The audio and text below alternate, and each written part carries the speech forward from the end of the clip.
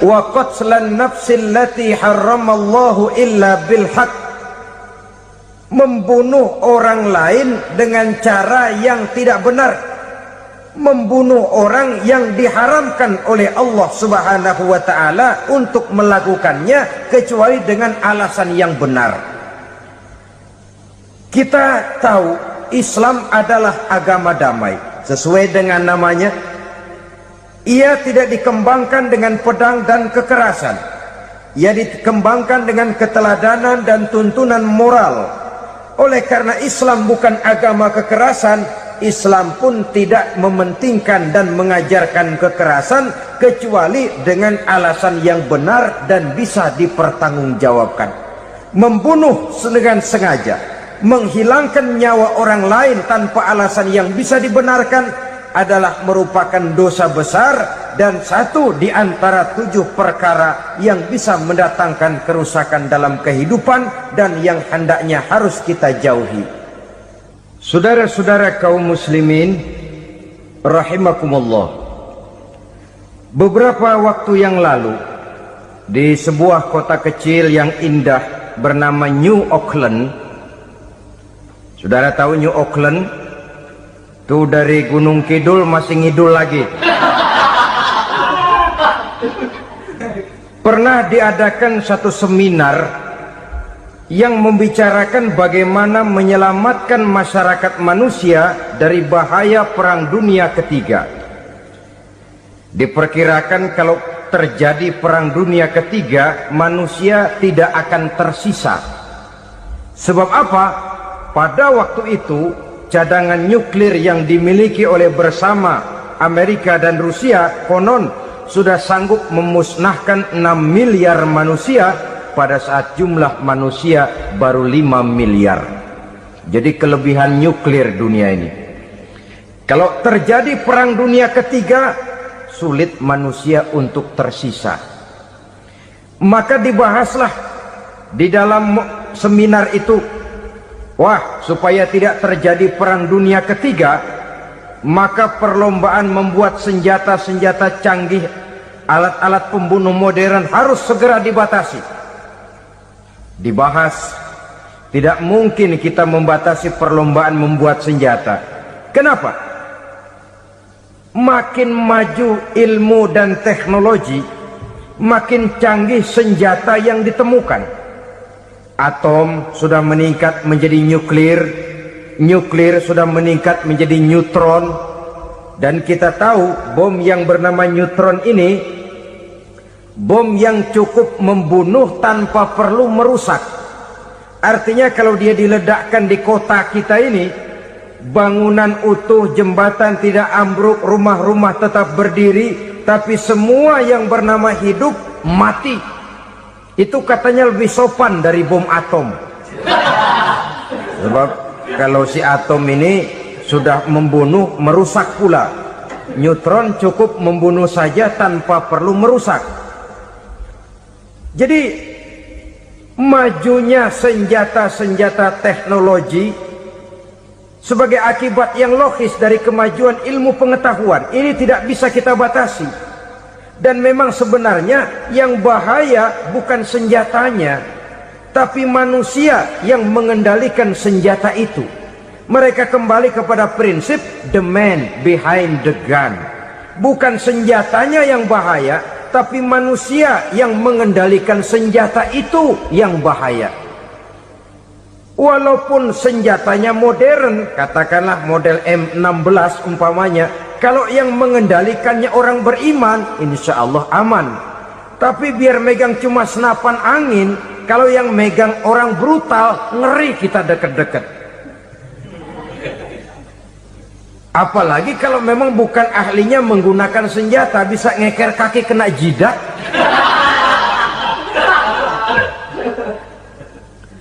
Mereka kembali kepada prinsip lama yang tetap baru, bukan senjatanya yang harus dibatasi, manusia yang mengendalikan senjata itu yang perlu dibicarakan. Nah, kalau begitu, agar manusia tidak mempergunakan senjata sewenang-wenang, apa yang harus kita lakukan? Ya, manusianya harus bermoral. Ya, tapi moral yang mana? Di dunia ini banyak ajaran tentang moral. Itu pun mudah saja. Di sini kan kita undang saja ahli dari berbagai agama untuk membicarakan konsep perdamaian menurut agamanya masing-masing. Baik, setuju itu, setuju. Maka tampillah para ahli agama, mereka kembali kepada prinsip moral daripada konsep yang terkandung di dalam ajaran agama untuk menegakkan perdamaian. Mula-mula naiklah ahli dari agama Hindu, dibacakan konsep perdamaian menurut ajaran agama Hindu, bahwa untuk damai manusia harus meninggalkan nafsu keduniaannya, menempuh samsara dan sebagainya untuk mencapai nirwana, menjauhi kemegahan dan kemewahan dunia. Ini lalu dibahas, rasanya juga tidak mungkin ini. Kemudian dari agama Nasrani, bahwa untuk damai manusia harus menciptakan sifat kasih sayang. Kalau ditampar pipi kiri, berikan pipi yang kanan. Kalau diberikan selendang, berikan baju. Nanti orang kasihan, lalu dia tidak akan nampar lagi. Ketika ini dibahas, ternyata rasanya pun tidak mungkin bisa diterima. Karena apa? Di zaman sekarang orang ditampar pipi kiri, dikasih pipi kanan, bukan kasihan, gemes. Damai belum tentu, bonyok udah jelas. Lalu ketika dibacakan konsep perdamaian menurut Quran, di mana disampaikan ayat wa jazaa'u sayyi'atin sayyi'atun misluha faman afa wa aslaha fa ajruhu 'ala Allah. Balasan terhadap satu kejahatan adalah kejahatan yang seimbang, tetapi barang siapa yang memberi maaf dan mencari jalan damai, itulah yang terbaik dan akan mendapat pahala dari Allah Subhanahu wa ta'ala. Kamu tidak salah ditampar pipi kirimu, tampar lagi pipi kirinya sekeras dia menampar pipi kirimu.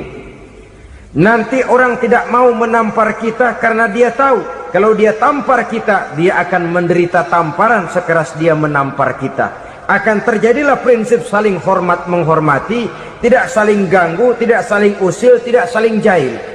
Atas dasar ini perdamaian bisa ditegakkan. Mereka bisa menerima konsep ini, tapi kemudian seminar ditutup tanpa satu keputusan resmi. Kenapa? Terus terang mereka kagum dengan konsep Islam, tapi sentimen lama terhadap nilai-nilai Islam telah menutup mata mereka untuk menerima kebenaran dari ajaran Al-Quranul Karim. Saudara-saudara kaum muslimin rahimakumullah, kembali kita kepada persoalan pokok. Roh adalah dari Allah, dia akan kembali kepada Allah, milik mutlak dari Allah. Tidak pantas kita merampasnya dari orang lain. Tidak wajar kita menghilangkannya tanpa alasan yang dibenarkan oleh agama.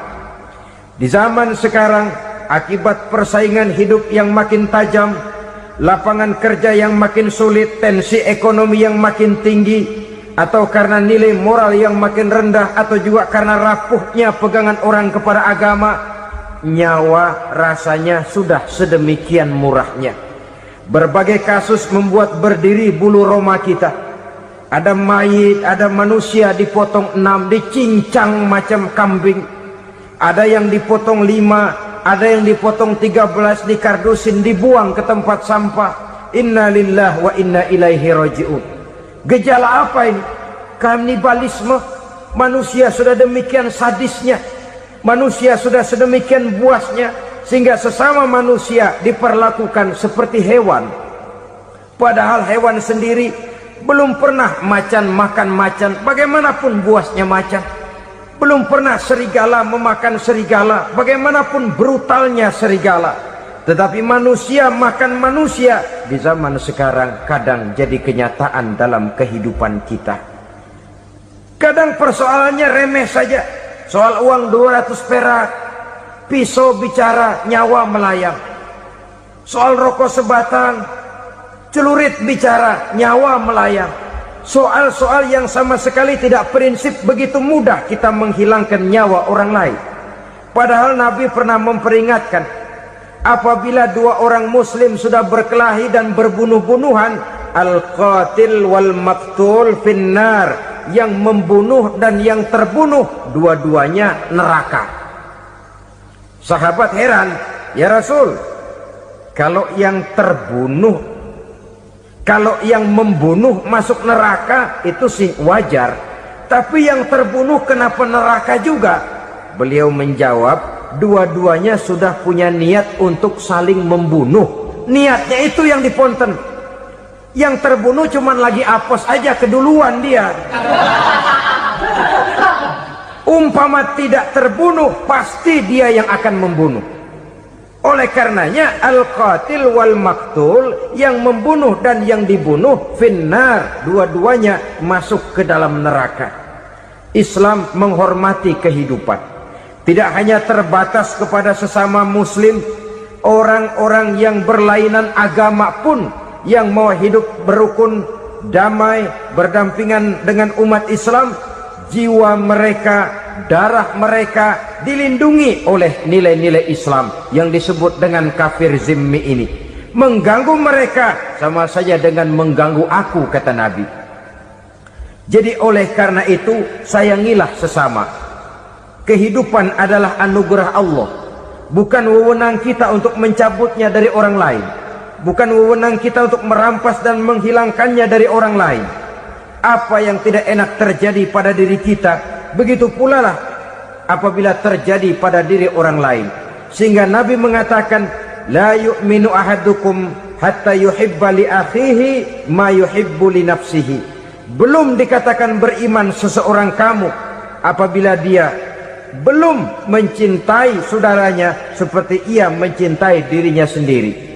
Apa yang enak dirasakan oleh orang lain, enak juga dirasakan oleh dia. Mengukur orang lain dengan diri sendiri. Kalau orang lain tanpa salah saya fitnah, kalau saya tanpa salah difitnah orang, enak apa enggak? Enggak, orang lain juga begitu. Kalau orang lain tanpa salah saya tempeleng kepalanya, enak apa tidak? Tidak. Orang lain juga begitu. Yang tidak enak terjadi pada diri kita, tentu tidak enak juga kalau terjadi pada orang lain. Mengukur orang lain dengan diri sendiri, sehingga tidak timbul sifat egois, tidak menari di atas bangkai orang lain, tidak mendirikan kebahagiaan di atas untayan air mata orang lain.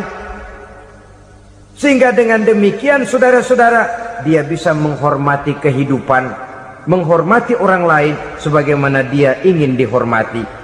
Untuk menghancurkan nilai-nilai iman, dibanjiri kita dengan paham-paham yang merusak dan mendangkalkan akidah, baik ia bernama materialisme, baik ia bernama sekularisme, baik ia bernama banjirnya maksiat dan munkarat, baik ia bernama banjirnya peradaban dan kebudayaan yang menghancurkan moral daripada anak-anak kita. Sedikit demi sedikit melenturkan dan melunturkan nilai-nilai keimanan kita, untuk kemudian pada waktunya nilai iman itu akan bertukar dan berganti menjadi nilai syirik kepada Allah Subhanahu wa ta'ala. Atau pada sisi lain, menjadikan yang selain Allah sebagai tujuan akhir daripada kehidupan kita. Sedangkan kita sama-sama maklum bahwa di dalam pandangan agama Islam, dosa yang tidak berampun, dosa yang terbesar, termasuk dalam kategori bapak moyangnya dosa, tidak lain adalah syirik, yakni menyekutukan Allah Subhanahu wa ta'ala. Pola penghancuran iman ini memang berstrategi. Ditawarkan kita kepada paham materialisme, paham kebendaan, di mana otak menempati urutan sebagai ranking pertama, Tuhan jatuh pada urutan kedua. Lalu menyusul kepada paham sekularisme, Allah dipisahkan dari seluruh kegiatan hidup ini, untuk pada gilirannya menjadikan yang selain Allah sebagai tujuan akhir daripada seluruh kegiatan hidup kita. Oleh karenanya, kewajiban menjaga nilai-nilai iman ini merupakan kewajiban yang mulia tetapi berat, tidak hanya untuk kita, tetapi juga bagaimana mewariskannya kepada anak-anak kita, generasi yang akan datang. Orang-orang tua bijaksana yang diceritakan di dalam Al-Quran, kalau sudah berpikir tentang anak-anaknya, pertanyaan yang paling mereka risaukan ialah, ma ta'buduna min ba'di. Anakku, kalau pada satu saat aku, ayahmu sudah tidak ada lagi di dunia ini, meninggalkan kamu semua, ma ta'buduna min ba'di, apa yang akan kamu sembah nak? Jikalau sekarang ayahmu masih mau ke masjid, masih mau melakukan rukuk dan sujud, masih beribadah menyembah Allah Subhanahu wa ta'ala, kalau orang tuamu sudah tidak ada, ma ta'buduna min ba'di, masihkah engkau mau datang ke masjid? Masihkah engkau mau rukuk dan sujud? Masihkah engkau mau menyembah Allah Subhanahu wa ta'ala? Pertanyaan ini yang dipikirkan oleh Nabi Yakub kepada putra-putranya. Pertanyaan ini yang diteruskan oleh Nabi Ibrahim kepada anak-anaknya. Pertanyaan ini yang diwariskan oleh generasi ulama salafus saleh kepada para generasi berikutnya. Bagaimana kita generasi sekarang? Kita orang-orang tua sekarang bukan berfikir ma ta'buduna min ba'di, malah yang kita fikirkan ma ta'kuluna min ba'di. Kalau bapak tidak ada nanti kamu makan apa nak? Perkara kamu nyembah apa, urusan nomor 18. Yang penting kamu nanti hidup bisa makan nak. Maka kita sibuk mewariskan harta kepada anak-anak kita. Kita sibuk mewariskan kebun dan tanah kepada anak-anak kita. Kita sibuk mewariskan pabrik kepada anak-anak kita, sementara kita lupa mewariskan intan yang paling mahal, mewariskan mutiara yang paling berharga, yaitu nilai iman kepada Allah Subhanahu wa ta'ala. Alangkah baiknya apabila warisan harta, warisan tanah dan kebun, warisan rumah dan pabrik didasari lebih dahulu dengan mewariskan nilai iman kepada Allah Subhanahu wa ta'ala. Sebagai orang-orang tua, kita boleh bersedih kalau anak kita tidak mengerti komputer. Kita boleh bersedih kalau anak kita tidak mengerti matematika. Kita boleh bersedih kalau anak kita tidak mengerti bahasa Inggris. Tapi sewajarnya lebih bersedihlah kita orang tua jikalau mempunyai anak yang tidak kenal Allah sebagai Tuhannya, yang kemudian tidak mau rukuk dan sujud kepada Allah Tuhannya. Itulah kemalangan yang paling malang bila kita meninggalkan generasi yang tidak bertauhid kepada Allah Subhanahu wa ta'ala. Betapapun anak kita tidak ngerti komputer, saudara, paling-paling kerugiannya cuma kerugian dunia. Masuk dia ke alam barzakh, munkar nakir tidak akan sempat tanya kau belajar komputer apa tidak. Kumpul dia di padang mahsyar, malaikat juga tidak akan tanya matematikamu nilainya berapa. Yang ditanya, kau kenal Allah, kau rukuk dan sujud kepadanya, kau pernah datang ke masjid. Oleh karena itu sekali lagi, menjaga nilai iman tidak hanya untuk kita, tetapi juga mewariskannya kepada anak-anak kita, generasi yang akan datang. Sungguh kemalangan yang paling besar apabila kita meninggalkan anak-anak kita. Mereka kita tinggalkan lemah ekonominya, itu tidak baik. Mereka kita tinggalkan lemah otaknya, itu pun akan membuat mereka tertinggal oleh yang lain. Tapi yang paling celaka, jikalau kita tinggalkan mereka dalam kondisi lemah imannya, rapuh akidahnya, tidak baik dan tidak betul keyakinan hidupnya. Oleh karena itu Nabi berpesan, jauhilah 7 perkara yang merusak. Yang pertama, syirik kepada Allah Subhanahu wa ta'ala, menyekutukan Allah baik dalam ucapan, dalam keyakinan ataupun dalam perbuatan. Ini perkara pertama yang termasuk 7 perusak besar di dalam kehidupan. Kalau sudah jatuh kita ke lembah syirik, bagaimanapun banyak kebaikan yang kita kerjakan, berjiwa sosial, bertangan pemurah, gemar menolong orang lain, kalau memang dasarnya syirik, maka seluruh kebaikan kita akan hancur, tidak akan ada nilainya dalam pandangan Allah Subhanahu wa taala. Dalam pandangan manusia mungkin kita dicatat sebagai orang sosial, gemar menolong orang lain, tidak berpangku tangan melihat orang yang mendapat kesulitan, tapi oleh karena dasarnya syirik, dasarnya tidak mentauhidkan Allah, maka seluruh nilai kebaikan yang kita kerjakan tidak akan ada nilainya dalam pandangan Allah Subhanahu wa taala.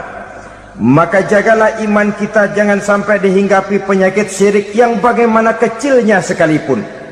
Sekali lagi, baik syirik dalam bentuk ucapan, syirik dalam bentuk keyakinan, sampai kepada syirik dalam bentuk perbuatan, kita berhindar kepada sifat-sifat yang sedemikian itu. Karena apa? Dalam satu ayat Quran Allah Subhanahu wa taala menjelaskan, innallaha la yaghfiru ayyushraka bih wa yaghfiru ma duna dzalika liman yasha. Allah tidak akan memberi ampun kepada orang-orang yang menyekutukannya, tapi Allah masih mau memberikan ampun kepada dosa-dosa yang selain itu bagi orang-orang yang dikehendakinya.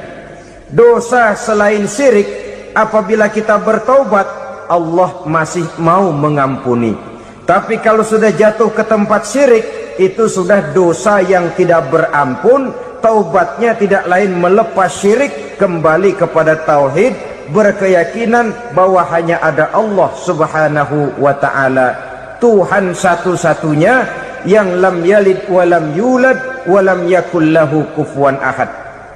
Tidak beranak, tidak pula diperanakkan, dan tidak satupun yang dapat menyerupai Tuhan Allah Subhanahu wa ta'ala.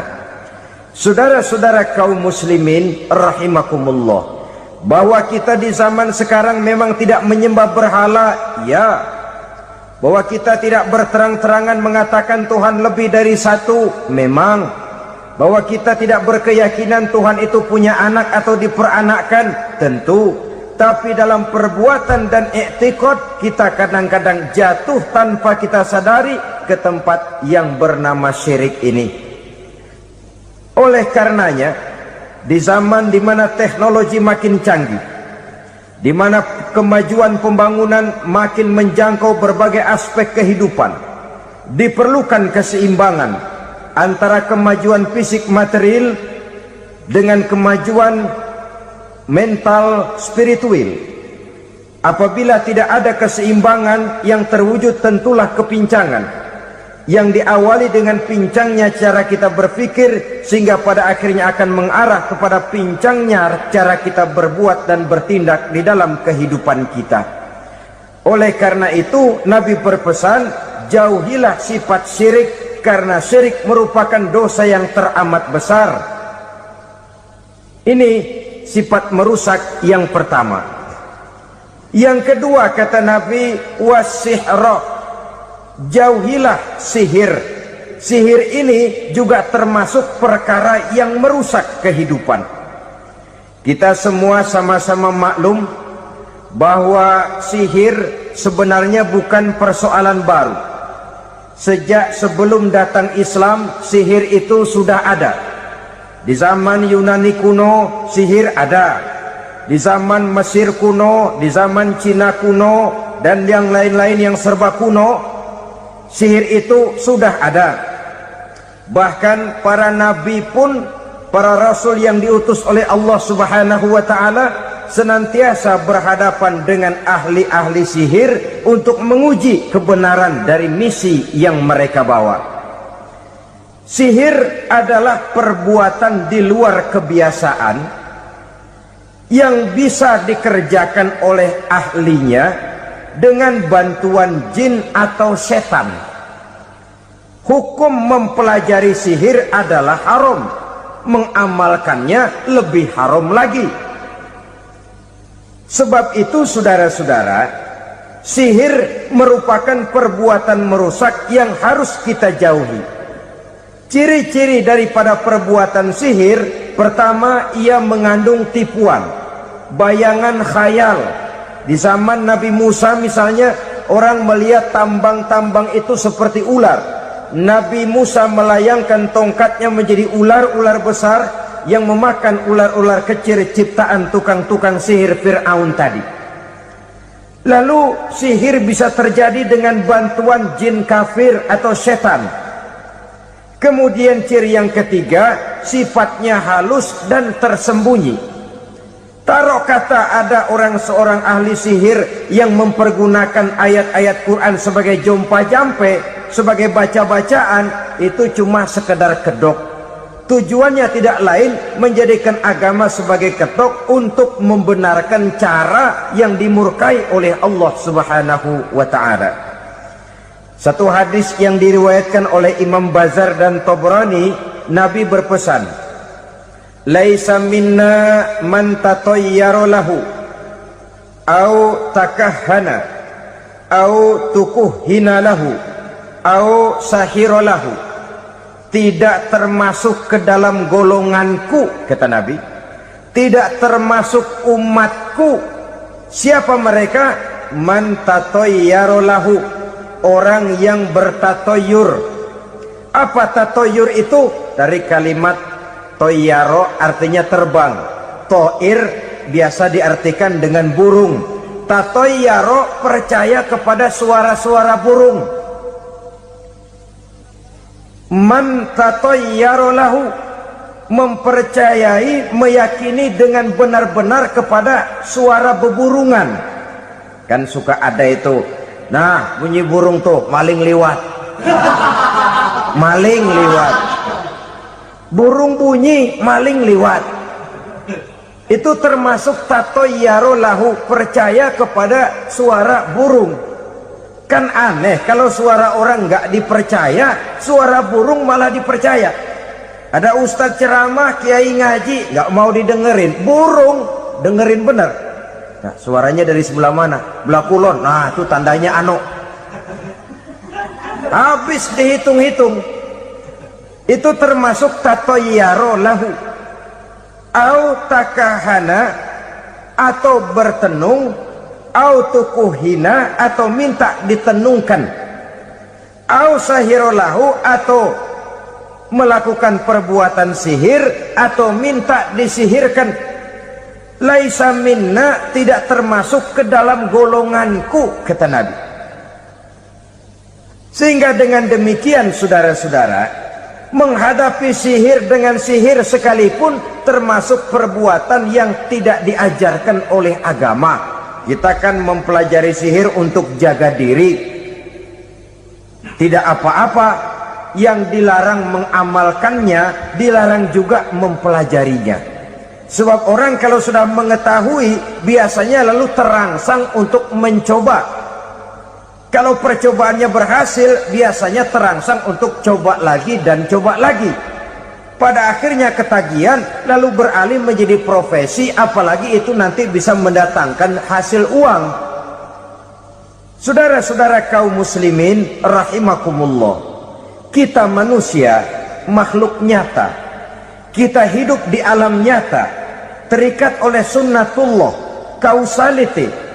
Oleh karenanya bagi kita keyakinan yang penuh, keikhlasan di dalam bertuhankan Allah, penyerahan diri sepenuhnya hanya kepadanya, itu sudah merupakan obat penangkal yang sangat ampuh agar kita tidak terkena penyakit-penyakit yang dibuat oleh setan dan para pembantunya. Sehingga beberapa ayat Quran mengajarkan, misalnya a'udzu bikalimatillahi tammati min syarri ma khalaq, atau bismillazi la yadurru ma'asmihi syai'un fil ardi wala fis sama, dengan menyebut nama Allah yang tidak bisa mendatangkan bahaya sedikit pun, dari baik yang datang dari langit maupun yang datang dari bumi. Jiwa yang kosong dari keyakinan yang penuh kepada Allah, jiwa yang penuh was-was dan ragu-ragu, itu yang mudah terserang oleh penyakit-penyakit yang dikerjakan oleh para tukang-tukang sihir, yaitu oleh setan dan seluruh para pembantunya. Kemudian hadis kedua yang diriwayatkan oleh Imam Ibnu Hibban, Nabi bersabda, la yadkhulul jannata mudminu khamrin wala mu'minu bisihrin wala qati'u rahmin. Tidak masuk surga. Ini Nabi yang bilang, tidak masuk surga. Siapa itu? Pertama, mudminu khamrin, orang yang berkekalan dalam mabuk. Selalu mudminun itu sudah menjadi perbuatan rutinnya, tidak kapok-kapoknya, teler seumur hidup. Mudminu khamrin, tidak masuk surga orang yang selalu bermabuk-mabukan. Yang kedua, wala mu'minu bisihrin, orang mukmin tapi main sihir. Ini juga oleh Nabi diperingatkan, tidak akan masuk surga orang mukmin tapi suka main sihir. Wala qati'u rahmin, dan tidak juga orang yang memutuskan silaturahmi. 3 macam manusia yang diperingatkan Nabi tidak akan masuk surga: orang yang selalu mabuk, orang mukmin yang main sihir, dan orang yang memutuskan silaturahmi. Saudara-saudara kaum muslimin rahimakumullah. Lalu orang berkata, kenapa dilarang kita bersihir? Padahal Rasul sendiri kan punya mukjizat. Nah, kita memang harus membedakan antara mukjizat dengan sihir. Dalam kehidupan agama kita kenal ada yang namanya mukjizat, ada yang namanya karomah atau keramat biasa diucapkan, ada yang namanya maunah, ada yang namanya irhas, ada juga yang namanya sihir. Kesemuanya ini berbeda, saudara-saudara. Yang dinamakan mukjizat itu khusus untuk para rasul saja.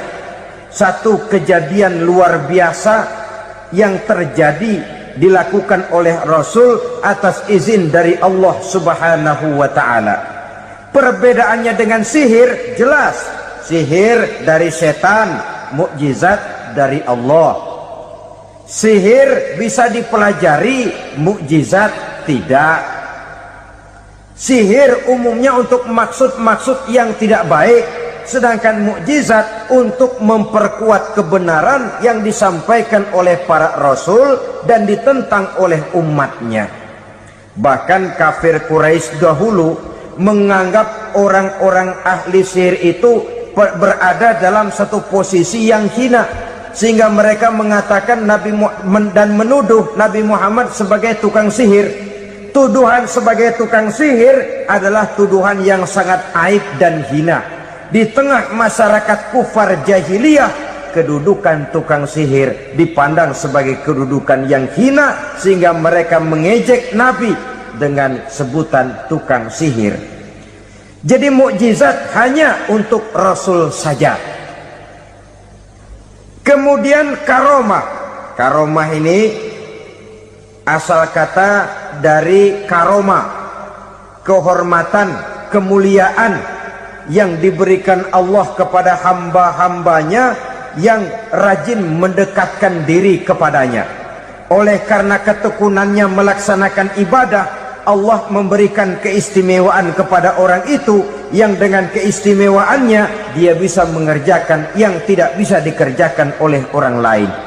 Karomah hanya bisa dicapai dengan prestasi ibadah. Kalau sihir, mau ibadah apa enggak, asal dia belajar, bersatu dan berteman dengan setan, memenuhi persyaratan-persyaratan setan, biasanya lalu bisa. Sedangkan karomah tidak mungkin terwujud tanpa orang mendekatkan diri sedekat-dekatnya kepada Allah Subhanahu wa ta'ala. Maka kita lihat biasanya orang-orang yang punya ilmu sihir, mukanya rata-rata nggak enak dilihat. Kumuh, jauh dari air wudhu, jauh dari sujud kepada Allah, malah berteman dengan setan, menjadi pelayan-pelayannya setan. Saudara-saudara, adapun maunah keistimewaan yang diberikan Allah kepada hamba-hambanya yang belum sampai kepada tingkat wali, tapi orang itu lebih banyak kebaikannya daripada kesalahannya. Umpamanya saudara jalan bertiga di pinggir jalan, saudara ada pada posisi di tengah, lalu bertiga ini ketabrak mobil. Menurut perhitungan saudara mati lebih dahulu, tapi terjadi hal yang aneh, dua teman saudara mati, saudara malah cuma luka dan lecet sedikit saja. Apa itu? Kalau kita lebih banyak kebaikannya daripada kesalahannya, itu yang dinamakan ma'unah, pertolongan yang diberikan Allah kepada hamba-hambanya yang lebih banyak kebaikannya daripada kesalahannya. Sedangkan yang dinamakan irhas, kejadian luar biasa pada diri seseorang pada waktu dia masih kecil, yang menunjukkan tanda-tanda keistimewaannya. Itu umumnya pada para nabi pada usia kecilnya sudah ada irhas, tanda-tanda istimewa. Jelas baik mukjizat, karomah, maunah maupun irhas berbeda dengan sihir. Sihir ini jelas saja merupakan bantuan dan persekutuan antara manusia dengan setan. Padahal setan, kata Allah dalam Al-Quran, innahu lakum aduwwum mubin, sesungguhnya setan bagi kamu adalah musuh yang sangat jelas. Saudara-saudara kaum muslimin rahimakumullah, di zaman sekarang dalam menghadapi beban kehidupan yang makin pelik, menghadapi stres yang tidak kunjung selesai, menghadapi persoalan-persoalan yang teramat berat, orang sering mencari jalan keluar kepada hal-hal yang menurut pendapatnya bisa meringankan beban moralnya itu. Pergilah dia mencari sesuatu yang dapat meringankan bebannya.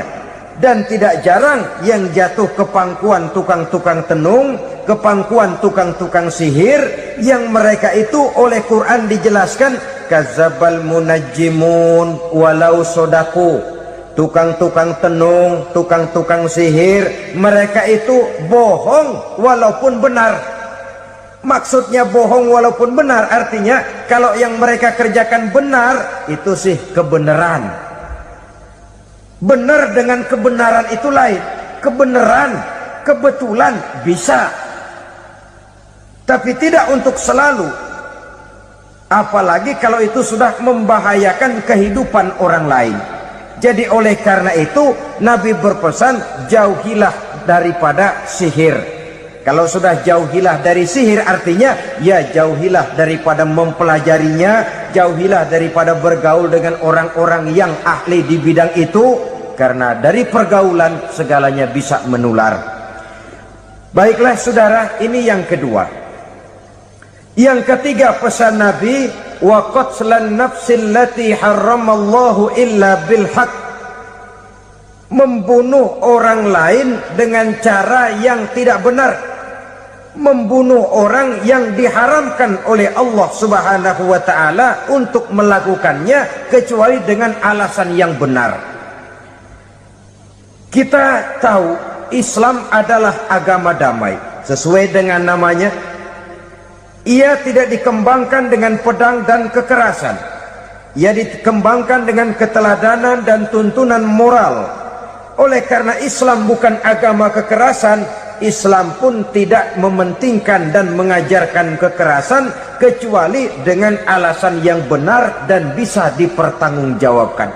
Membunuh dengan sengaja, menghilangkan nyawa orang lain tanpa alasan yang bisa dibenarkan adalah merupakan dosa besar dan satu di antara 7 perkara yang bisa mendatangkan kerusakan dalam kehidupan dan yang hendaknya harus kita jauhi. Saudara-saudara kaum muslimin rahimakumullah, beberapa waktu yang lalu di sebuah kota kecil yang indah bernama New Auckland. Saudara tahu New Auckland? Itu dari Gunung Kidul masih ngidul lagi. Pernah diadakan satu seminar yang membicarakan bagaimana menyelamatkan masyarakat manusia dari bahaya Perang Dunia Ketiga. Diperkirakan kalau terjadi Perang Dunia Ketiga, manusia tidak akan tersisa.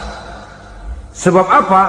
Pada waktu itu cadangan nuklir yang dimiliki oleh bersama Amerika dan Rusia konon sudah sanggup memusnahkan 6 miliar manusia pada saat jumlah manusia baru 5 miliar.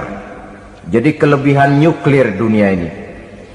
Kalau terjadi Perang Dunia Ketiga, sulit manusia untuk tersisa.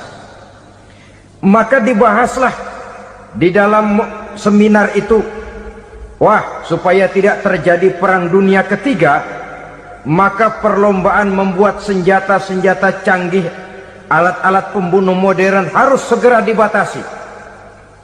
Dibahas, tidak mungkin kita membatasi perlombaan membuat senjata. Kenapa? Makin maju ilmu dan teknologi, makin canggih senjata yang ditemukan. Atom sudah meningkat menjadi nuklir, nuklir sudah meningkat menjadi neutron, dan kita tahu bom yang bernama neutron ini bom yang cukup membunuh tanpa perlu merusak. Artinya kalau dia diledakkan di kota kita ini, bangunan utuh, jembatan tidak ambruk, rumah-rumah tetap berdiri, tapi semua yang bernama hidup mati. Itu katanya lebih sopan dari bom atom. Sebab kalau si atom ini sudah membunuh, merusak pula. Neutron cukup membunuh saja tanpa perlu merusak. Jadi majunya senjata-senjata teknologi sebagai akibat yang logis dari kemajuan ilmu pengetahuan ini tidak bisa kita batasi. Dan memang sebenarnya yang bahaya bukan senjatanya, tapi manusia yang mengendalikan senjata itu. Mereka kembali kepada prinsip the man behind the gun. Bukan senjatanya yang bahaya, tapi manusia yang mengendalikan senjata itu yang bahaya. Walaupun senjatanya modern, katakanlah model M16 umpamanya, kalau yang mengendalikannya orang beriman, insya Allah aman. Tapi biar megang cuma senapan angin, kalau yang megang orang brutal, ngeri kita deket-deket. Apalagi kalau memang bukan ahlinya menggunakan senjata, bisa ngeker kaki kena jidat.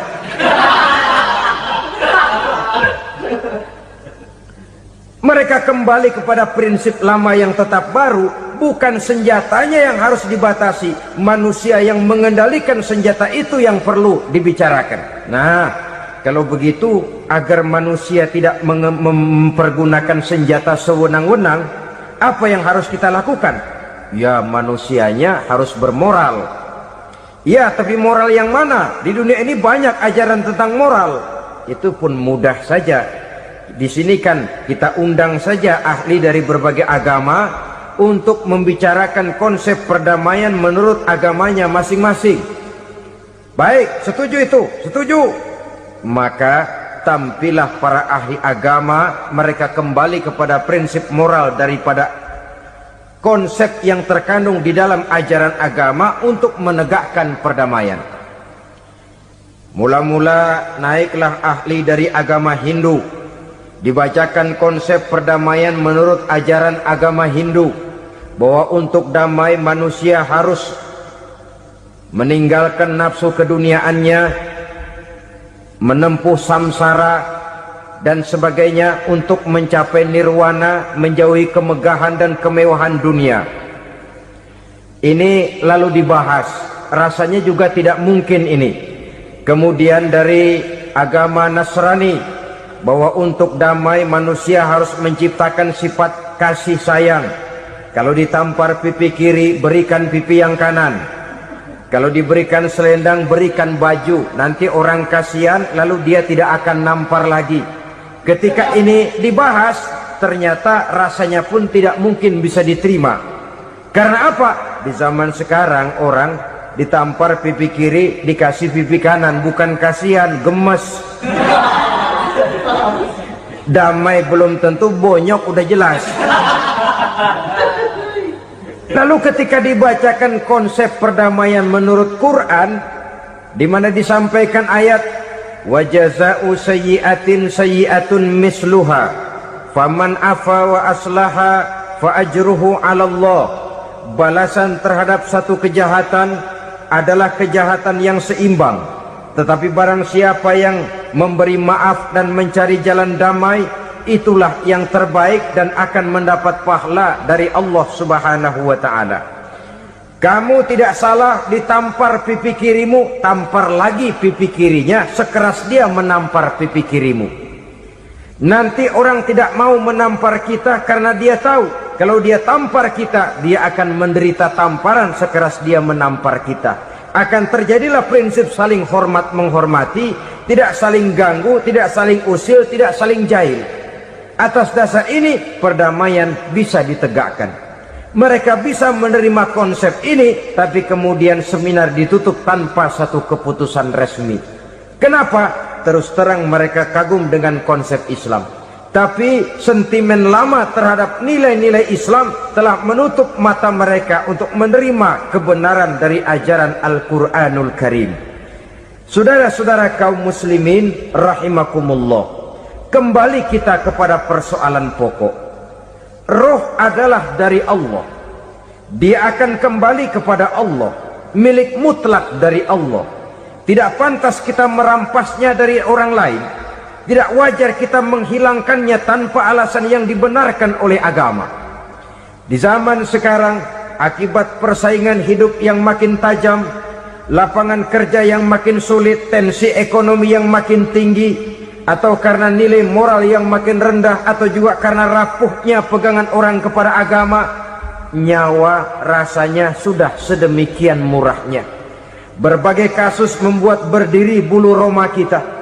Ada mayit, ada manusia dipotong 6, dicincang macam kambing. Ada yang dipotong 5, ada yang dipotong 13, dikardusin, dibuang ke tempat sampah. Inna lillahi wa inna ilaihi raji'un. Gejala apa ini? Kanibalisme. Manusia sudah demikian sadisnya, manusia sudah sedemikian buasnya, sehingga sesama manusia diperlakukan seperti hewan. Padahal hewan sendiri belum pernah macan makan macan, bagaimanapun buasnya macan. Belum pernah serigala memakan serigala, bagaimanapun brutalnya serigala. Tetapi manusia makan manusia di zaman sekarang kadang jadi kenyataan dalam kehidupan kita. Kadang persoalannya remeh saja. Soal uang 200 perak, pisau bicara, nyawa melayang. Soal rokok sebatang, celurit bicara, nyawa melayang. Soal-soal yang sama sekali tidak prinsip, begitu mudah kita menghilangkan nyawa orang lain. Padahal Nabi pernah memperingatkan, apabila dua orang muslim sudah berkelahi dan berbunuh-bunuhan, al-qatil wal maktul finnar, yang membunuh dan yang terbunuh dua-duanya neraka.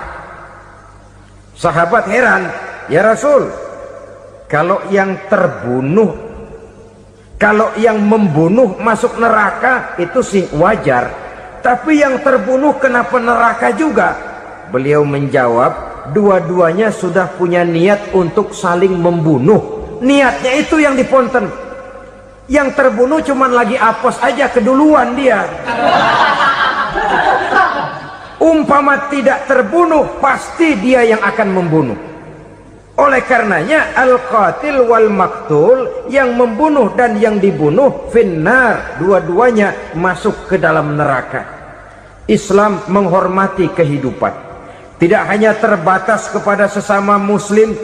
Orang-orang yang berlainan agama pun yang mau hidup berukun, damai, berdampingan dengan umat Islam, jiwa mereka, darah mereka dilindungi oleh nilai-nilai Islam yang disebut dengan kafir zimmi ini. Mengganggu mereka sama saja dengan mengganggu aku, kata Nabi. Jadi oleh karena itu, sayangilah sesama. Kehidupan adalah anugerah Allah, bukan wewenang kita untuk mencabutnya dari orang lain, bukan wewenang kita untuk merampas dan menghilangkannya dari orang lain. apa yang tidak enak terjadi pada diri kita, begitu pula lah apabila terjadi pada diri orang lain. Sehingga Nabi mengatakan, la yu'minu ahadukum hatta yuhibba li akhihi ma yuhibbu li nafsihi. Belum dikatakan beriman seseorang kamu apabila dia belum mencintai saudaranya seperti ia mencintai dirinya sendiri. Apa yang enak dirasakan oleh orang lain, enak juga dirasakan oleh dia. Mengukur orang lain dengan diri sendiri. Kalau orang lain tanpa salah saya fitnah, kalau saya tanpa salah difitnah orang, enak apa enggak? Enggak, orang lain juga begitu.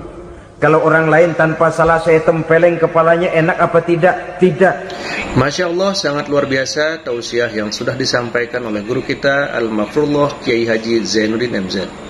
Sahabat beriman yang dimuliakan Allah, tetaplah di channel ini karena kajian ini belum selesai dan masih banyak lagi hal-hal menarik yang akan disampaikan oleh beliau.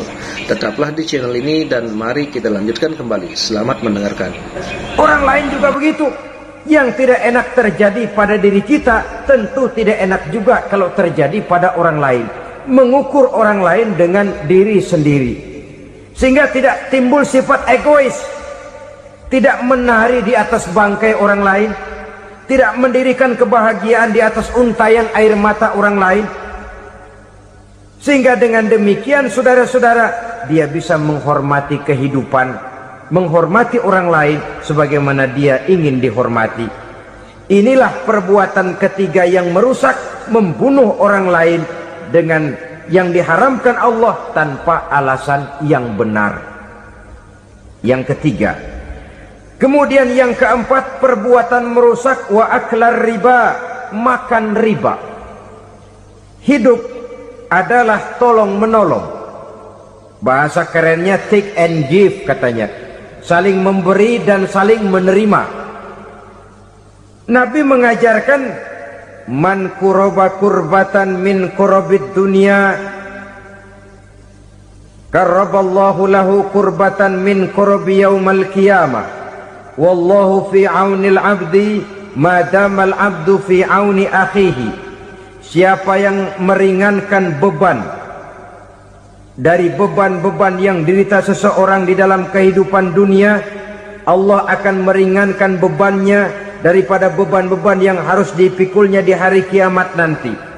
Wallahu fi aunil abdi madamal abdu fi auni akhihi. Allah senantiasa akan menolong seorang hamba selama hamba itu masih mau menolong saudaranya. Allah selalu akan menolong seorang hamba selama hamba itu masih mau menolong saudaranya. Apabila kita sudah berpangku tangan terhadap kesulitan orang lain, biasanya pun pada saat kita mendapat kesulitan, kita akan sulit juga memperoleh pertolongan. Nah, riba alias renten, kedoknya adalah menolong orang, tapi sama juga bulu buntutnya dilepas, palanya dicekek. Menolong orang pada akhirnya menjadi beban bagi seseorang. Dan memang mencari orang-orang yang berada dalam posisi kesulitan, biasanya di daerah-daerah di mana musim paceklik, jadi lapangan kerja sulit, sedangkan urusan perut tidak bisa ditunda. Akhirnya orang terjebak ke dalam rentenir, ke dalam riba, ke dalam renten. Bunga berbunga, sehingga satu saat jumlah bunganya bisa lebih besar dari jumlah pinjaman pokoknya. Kemudian kalau juga ternyata tidak bisa dibayar, rumah jadi taruhan. Memang rumah satu-satunya, begitu rumah ditarik mulain camping. Bukankah pada akhirnya akan mewariskan kesengsaraan? Oleh karena itu, kepada kita berusahalah jangan berhubungan dengan rentenir, jangan makan renten dan riba. Kepada mereka yang melaksanakan riba, walaupun mendatangkan keuntungan materi, tapi percayalah harta yang didapat dengan jalan riba tidak akan membawa keberkahan. Manakala tidak membawa keberkahan, dia tidak akan mendatangkan ketenangan di dalam kehidupan kita. Oleh karenanya memakan harta riba termasuk perbuatan yang merusak sendi-sendi kehidupan sosial, merusak kehidupan orang lain, merusak kehidupan masyarakat, tetangga, pergaulan dan sebagainya. Yang kelima, wa akla malil yatim, memakan harta anak yatim dengan cara yang zalim. Nih, memang lezat. Anak yatim itu nggak tahu urusan apa-apa. Kita diamanahkan untuk mengurusinya. Kadang-kadang dibentuklah panitia penyantunan yatim piatu. Yatimnya mah tetap kelaparan, panitianya yang pada gendut.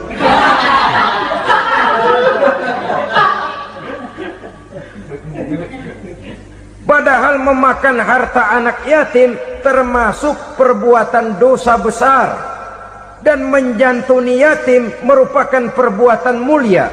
Nabi mengatakan, ana wa kafilul yatim kahataini yaumal qiyamah. Aku dan orang-orang yang menyantuni anak yatim seperti dua jari ini pada hari kiamat nanti. Dekat sekali. Jikalau ingin di hari akhir nanti dekat dengan Rasul, bersahabatlah dengan anak-anak yatim. Jadilah pengurus anak-anak yatim. Bangunlah panti-panti asuhan yatim. Pada saat bapak ibunya meninggal, kitalah yang menjadi orang tuanya. Bahkan sedemikian besar perhatian Islam terhadap anak-anak yatim ini, sehingga Quran memberikan peringatan, ara'aital ladzi yukadzibu biddin fadzalikal ladzi yad'ul yatim wa la yahuddu ala ta'amil miskin. Tahukah kamu siapa orang yang mendustakan agama? Beragama tapi dianggap dusta, solatnya dusta, puasanya dusta karena agamanya sudah berdusta. Siapa mereka?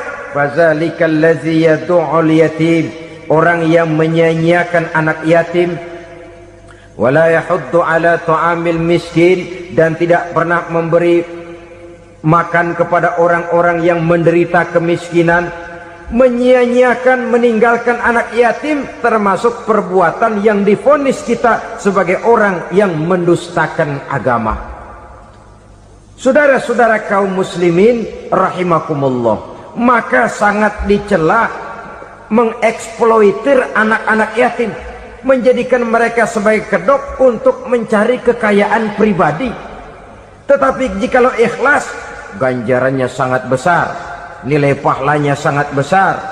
Menyantuni yatim tidak hanya setahun sekali. Kalau Muharram pakai istilah lebaran yatim, dibentuklah panitia, diberilah beras, uang 45.000 rupiah, alhamdulillah. Tapi jangan lupa, si yatim tidak hidup cuma satu hari. Dia tidak hidup cuma di bulan Muharram saja, dia hidup 12 bulan dalam setahun. Sebagaimana anak-anak yang lain, dia juga berhak punya masa depan. Dia juga berhak menikmati bangku sekolah. Dia berhak mengenyam arti dan makna pendidikan. Dia berhak membekali diri dengan ilmu dan pengetahuan seperti halnya anak-anak yang lain. Maka kita yang diberikan keluasan oleh Allah, ingatlah itu, bersahabatlah dengan anak-anak yatim, santuni mereka. Perkara setahun sekali di bulan Muharram, alhamdulillah, itu bagus, bin Thayyib alias baik. Tapi tentu dan tentu sekali lagi, si yatim tidak hanya hidup di bulan Muharram. Dia hidup 12 bulan dalam setahun, 24 jam di dalam sehari. Oleh karenanya, menyia-nyiakan mereka pada saat posisi kita memang mampu, akan memojokkan kita dalam satu posisi di mana kita dianggap sebagai orang yang mendustakan agama. Memakan harta anak yatim dengan cara yang zolim. Bapaknya udah meninggal, kebunnya lebar, anaknya dikelecehin. Nah, dah kamu gak usah pusing, nanti saya yang ngurus. Akhirnya bukan ngurus, nguras. Si yatim mungkin tidak tahu bahwa dia disia-siakan, haknya diambil, miliknya dizolimi. Tapi Allah yang akan membalasnya dengan seadil-adilnya. Maka makan harta anak yatim biasanya balasannya tokcer bin paten. Nggak banyak selang tempo itu, nggak percaya cobain dah. Nyobain aja kan nggak bayar, umpama memakan harta anak yatim dengan cara yang zolim, ganjarannya biasanya kontan. Kenapa? Ratapan si miskin, untayan air matanya, jeritan kepedihan hatinya, membuka pintu langit, permohonannya diijabah, getaran hatinya didengarkan oleh Allah, maka balasannya biasanya kontan, spontan, tidak menunggu waktu terlalu lama. Itu di dunia, belum lagi di akhirat nanti. Bukankah dalam riwayat Mi'raj diceritakan Nabi melihat di neraka itu orang perutnya sebesar rumah? La haula wala quwata. Itu perut kayak rumah, bagaimana jalannya tuh orang? Dan memang gak jalan, diseret-seret oleh malaikat di neraka itu. Hancur perutnya, amburadul itu perut. Berantakan isinya, dibulatkan lagi, diseret lagi, hancur lagi, dibulatkan lagi. Sampai Nabi tanya, orang itu begitu berat siksanya kenapa ya Jibril? Itu Muhammad, waktu di dunia dulu rakus banget makan harta anak yatim. Begitu vonisnya, begitu menyedihkan nasibnya di akhirat. Tapi di dunia pun ketidakberkahan itu sudah membayangi kehidupannya. Oleh karena itu, kepada saudara-saudara yang mendapat titipan anak yatim, berbahagialah, karena semulia-mulia rumah adalah rumah yang di dalamnya ada anak yatim yang disantuni. Sehina-hina rumah adalah rumah di mana di dalamnya ada anak yatim yang disia-siakan. Begitu kata Nabi kita. Rumah yang paling mulia dalam pandangan Allah, rumah yang di dalamnya ada anak yatim yang disantuni. Rumah yang paling hina dalam pandangan Allah, rumah yang di dalamnya ada anak yatim yang nasibnya disia-siakan. Berbahagialah saudara apabila menjadi penyantun anak-anak yatim, pelindung mereka, sehingga mereka mempunyai masa depan sebagaimana anak-anak lainnya. Rasulullah sendiri sedemikian peka terhadap keadaan anak-anak yatim karena beliau sendiri memang mengalami. Umur 6 bulan dalam kandungan ibu, beliau sudah ditinggalkan oleh ayahnya. Pada saat berusia 6 tahun, ibu sudah meninggal. Yatim piatu dalam usia di mana beliau sedang perlu belas kasih seorang ibu dan pengertian seorang bapak. Kepekaan itu lalu timbul, bahkan kemudian sampai kepada beliau berkata, aku dan orang yang menyantuni anak yatim seperti jari tengah dan jari telunjuk di hari akhirat nanti. Sedemikian dekatnya. Baiklah ya, jadi yang kelima, memakan harta anak yatim. Jauhi, karena ini perbuatan yang merusak. Yang keenam, watawalli yaumaz zahfi, melarikan diri pada hari pertempuran. Apa ini? Khianat, tidak konsekuen dengan konsep perjuangan. Pada mulanya keras benar teriak berantas korupsi, ganyang korupsi, cuma karena belum dapat giliran. Begitu dia naik dapat kesempatan, korupsinya lebih edan dari yang diteriakinya. Ini termasuk tawalli yaumaz zahfi, berpaling pada hari peperangan. Di saat menghadapi musuh, kalau belum kelihatan musuh, teriaknya nyaring bener. Jangan takut, demi kebenaran sampai titik darah yang paling penghabisan. Musuh belum kelihatan. Begitu musuh sudah kelihatan, paling dulu lari ke belakang. Kalau diajak berjuang ada saja alasannya. Sehingga Quran memberikan peringatan kepada kita semua. Mengapa kamu ini berat? Kalau sudah diajak berjuang di jalan Allah, kakimu seperti terhunjam berakar di perut bumi.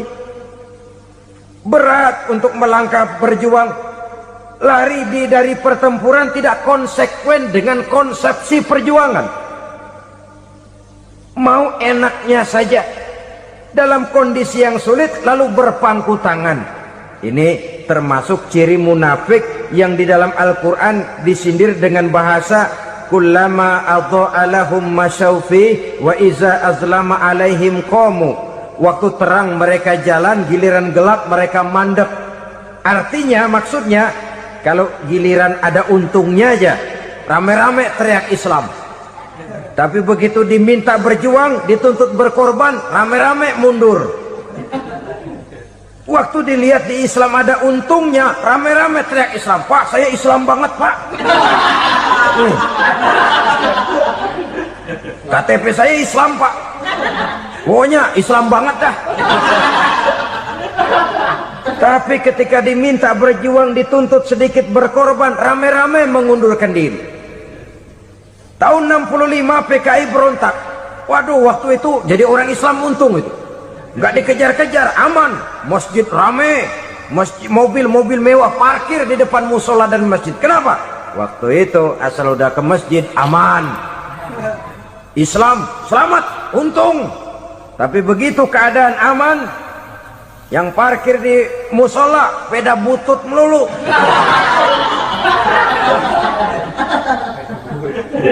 Waktu terang mereka jalan, waktu gelap mereka berhenti. Dikala di Islam ada untungnya, baru wah Islam bagus, Islam hebat. Tapi waktu dilihat ada kerugian, jangan bawa-bawa Islam dah. Jangan bicara soal Islam, ini kan bukan soal agama. Bukan soal agama. La haula wa la quwata illa billah. Beragama kita ambil talfiq fid din, mengambil yang enteng-enteng saja dalam urusan beragama ini. Tidak konsekuen kita dengan Islam kita. Seolah kita mau memilih mana yang terasa cocok sama selera kita, kita teriak Islam. Beratan aja dikit, rame-rame berpaling. Itu termasuk tawalli yaumaz zahfi, para pengkhianat mental-mental hipokrit. Alhamdulillahirrabbilalamin. Demikianlah kajian penuh ilmu, hikmah dan manfaat yang sudah kita dengarkan bersama dari guru kita Al-Mafrullah Kiai Haji Zainuddin MZ. Sahabat beriman yang dimuliakan Allah, mari kita doakan guru kita, semoga beliau diampuni segala dosa-dosanya dan dilapangkan kuburnya. Dan buat sahabat semua yang sudah setia menyimak tausiah ini sampai selesai, saya ucapkan terima kasih banyak. Semoga Allah Subhanahu wa taala senantiasa melimpahkan segala rahmat dan karunia-Nya kepada sahabat semua. Selalu diberikan kesehatan, dimudahkan segala urusannya dan dilancarkan rezekinya. Amin ya rabbal alamin. Demikian yang dapat saya bagikan, kurang lebihnya mohon maaf. Sampai bertemu lagi di kajian berikutnya. Wabillahi taufiq wal hidayah wa ridha wal inayah. Wassalamualaikum warahmatullahi wabarakatuh. Setelah kita mendengarkan bersama tausiah penuh ilmu, hikmah dan manfaat yang disampaikan oleh guru kita Al-Mafrullah Kiai Haji Zainuddin MZ, sekarang mari kita lanjutkan aktivitas kita masing-masing. Semoga apa yang sudah disampaikan oleh beliau menjadi ilmu yang bermanfaat dalam kehidupan kita sehari-hari. Dan buat sahabat semua yang sudah setia menyimak tausiah ini sampai selesai, saya ucapkan terima kasih banyak dan selamat beraktivitas. Sampai bertemu lagi di kajian berikutnya. Wassalamualaikum warahmatullahi wabarakatuh. Bismillahirrahmanirrahim.